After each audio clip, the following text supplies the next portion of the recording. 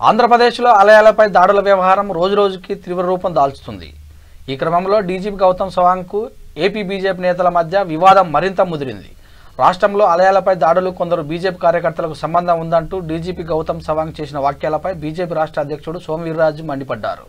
తమ పార్టీ పరువు ప్రతిష్టలకు భంగం కలిగించిన డీజీపీ ఈ నెల 20లోగా తన వ్యాఖ్యలను వెనక్కి తీసుకొని క్షమాపణ చెప్పాలని డిమాండ్ చేశారు.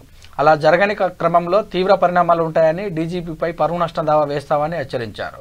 కమలనాథుల విధించిన డెడ్ లైన్ పూర్తి కావడంతో విజయవాడలో టెన్షన్ వాతావరణం నెలకొంది.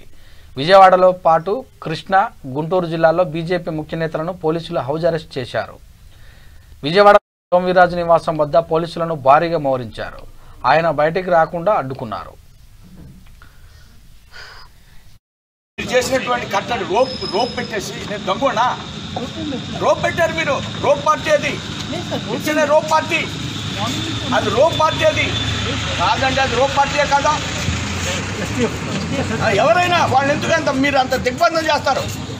నా ఒక్కడ కోసం కార్యకర్తల కోసం మీరు అంతమందికి నోటీసులు ఇచ్చి గవర్నమెంట్లో మీరు గవర్నమెంట్కి సలహా ఇవ్వాలండి. మీరు కేసుల్లో బీజేపీ టీడీపీ ప్రమేయం క్లియర్గా ఉంది. 9 కేసులు అని చెప్పి డీజీపీ అనౌన్స్ చేయడం జరిగింది. క్లియర్గా చెప్పారు. మీరేమో సోషల్ మీడియాని పోస్టులు పెట్టినందుకే కేసులు పెట్టారు అంటున్నారు.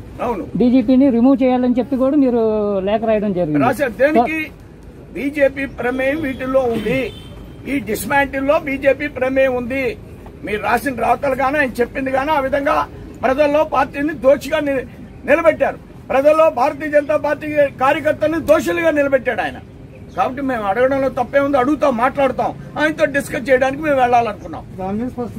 అంతే, దాని మీద స్పష్టత ఇవ్వాలి. మేము టైం ఇచ్చాం. ఈవేళ వెళ్ళి ఆయన కలవాలనుకున్నాం.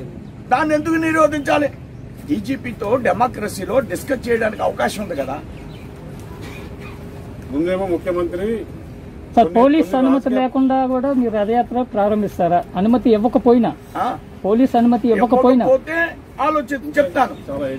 ఇంకా ఉంది కదా, టైం ఉంది, పర్మిషన్ ఇచ్చాం. నిన్న తీసుకెళ్లి లెటర్ ఇచ్చారు మా వాళ్ళు.